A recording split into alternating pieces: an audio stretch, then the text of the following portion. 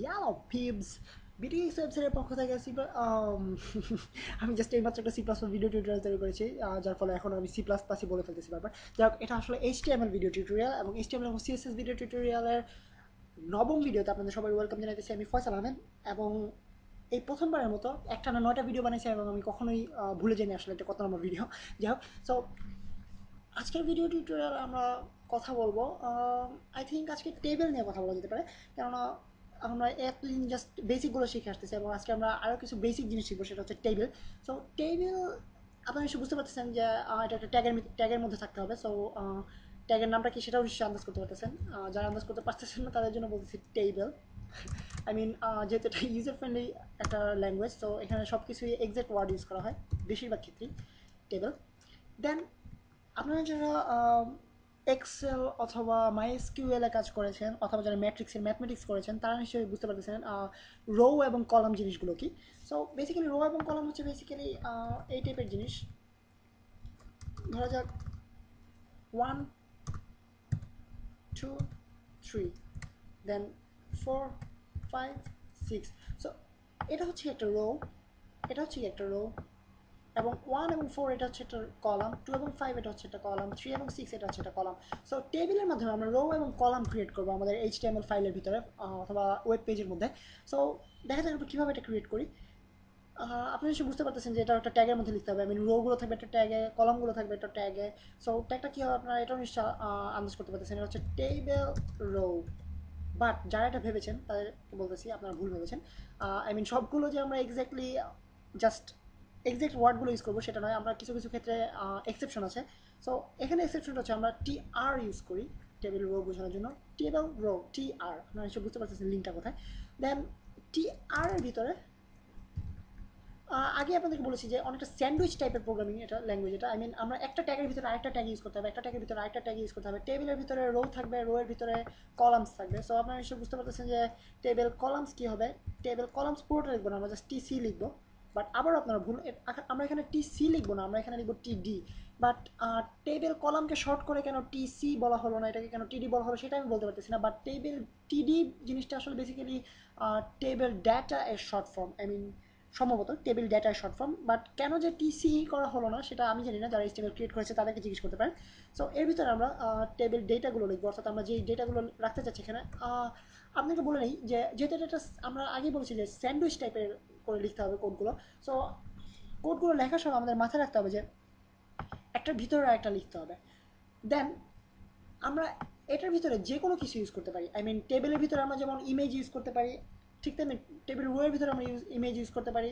Table ডেটার ভিতরে আমরা ইমেজ ইউজ করতে পারি, অথবা আমরা টেবিল রোয়ের ভিতরে লিঙ্ক ইউজ করতে পারি, টেবিল ডেটার ভিতরে লিঙ্ক ইউজ করতে পারি। ঠিক একইভাবে আমরা যে কোনো ট্যাগ অথবা যে কোনো কীভাবে বলা যায় ট্যাগ, বেসিক্যালি যে কোনো ট্যাগ আমরা যে কোনো ট্যাগের ভিতরে ইউজ করতে পারি। বাট কিছু কিছু ক্ষেত্রে আমাদের রেস্ট্রিকশন আছে, অর্থাৎ কিছু কিছু ট্যাগের ভিতরে কাজ করে না, অথবা কিছু কিছু হ্যাঁ বেসিক্যালি এটাই। কিছু কিছু ট্যাগ আছে যেগুলো ভিতরে কাজ করে, এগুলো এক্সেপশন। বাট বেসিক্যালি মোটামুটি আমরা সব ধরনের ট্যাগের ভিতরে ইউজ করতে পারি।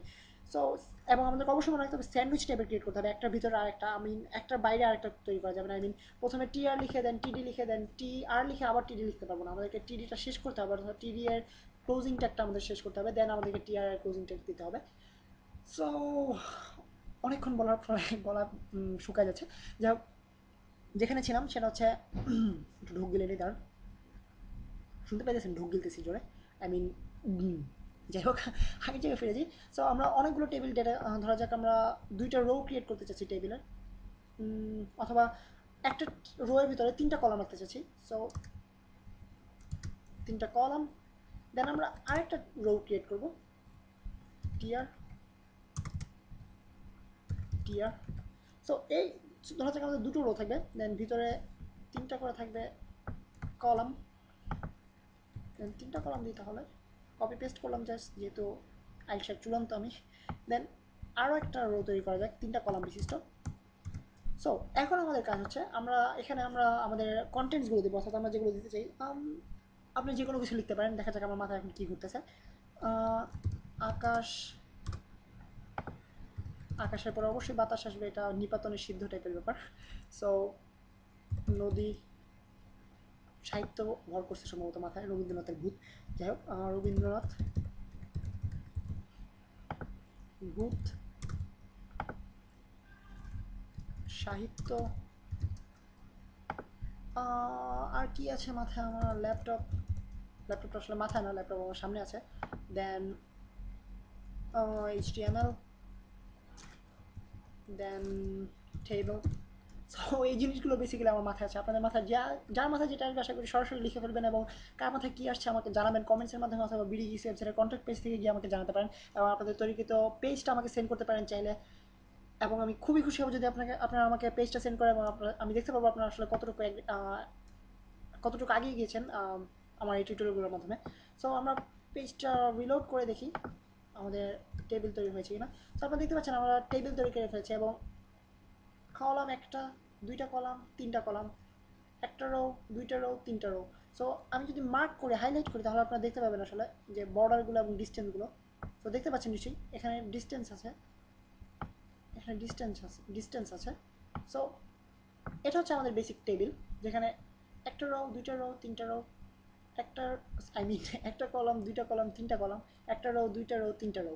সো এটা হচ্ছে আমাদের টেবিল। দেন আপনাদেরকে আরেকটু যদি ক্লিয়ারভাবে বোঝানো যেত, সো ক্লিয়ারভাবে বোঝানোর জন্য আমরা একটা জিনিস আজকে শিখে ফেলি অলরেডি এক্সট্রা, সেটা হচ্ছে বর্ডার অ্যাট্রিবিউট। সো আমরা অ্যাট্রিবিউট সম্পর্কে শিখেছি। সো টেবিল যে একটা অ্যাট্রিবিউট ইউজ করে সেটা হচ্ছে বর্ডার, নট বিআরডার, বর্ডার। বর্ডার অ্যাট্রিবিউটকে আমরা নাম্বার দিয়ে ডিটারমাইন করে দিই, অর্থাৎ যদি টু আমরা ভ্যালু সিলেক্ট করে দিই, two two two two two two two two two আমরা যদি ভ্যালু সিলেক্ট করে দিই, সেক্ষেত্রে আমরা দেখি কী ঘটে, বর্ডারটা কতটুকু হয়। আপনারা দেখতে পাচ্ছেন যে বর্ডার দেখা যাচ্ছে, আই মিন প্রত্যেকটা রো এবং প্রত্যেকটা কলামের মাঝখানে কিছুটা স্পেস আছে, এবং আমরা একটা ঘর বক্সের মতো দেখতে পাচ্ছি। সো এটা হচ্ছে বেসিক্যালি বর্ডার। আমরা এটাকে চেঞ্জ করে আপনাকে দেখতে পারি আসলে কীভাবে চেঞ্জ হয় ব্যাপারটা। সো দেখতে পাচ্ছেন এটা আরেকটু মোটা হয়ে গেছে সাইডের ব্যাপারটা। সো এটা হচ্ছে বেসিক্যালি বর্ডার এবং আমাদের টেবিল। সো আজকের ভিডিওতে আমরা শিখলাম কীভাবে টেবিল ক্রিয়েট করা হয়, এবং টেবিলের বর্ডার জিনিসটা আসলে কী, এবং টেবিলের রো কী, কলাম কী, অ্যান্ড সেক্ষেত্রে আমরা কী টাইপের এক্সেপশনাল ট্যাক্সগুলো ইউজ করি, টেবিল রো না লিখে টিআর ইউজ করি, টেবিল কলাম না লিখে টিডি ইউজ করি। সো আজকের টিউটোরিয়াল এই পর্যন্তই, এবং কথা বলতে বলতে আমার গলা শুকিয়ে গেছে, অ্যান্ড আমি দেখতে পাইতেছেন সহজেই ডিস্ট্রাক্টেড হয়ে যাচ্ছি, গান গাওয়া শুরু করতেছি। সো আপনাদের কাছে সরি, এবং আশা করি টিউটোরিয়ালটা আপনাদের ভালো লাগবে, এবং আমার গান ভালো না লাগলেও আপনাদের কাছে টিউটোরিয়ালে যে জিনিসগুলো শিখলেন সেগুলো ভালো লাগবে। এবং নেক্সট টিউটোরিয়াল আপনাদের সাথে দেখা হবে। আপাতত আমি সাইন অফ করতেছি, ফয়সাল আহমেদ।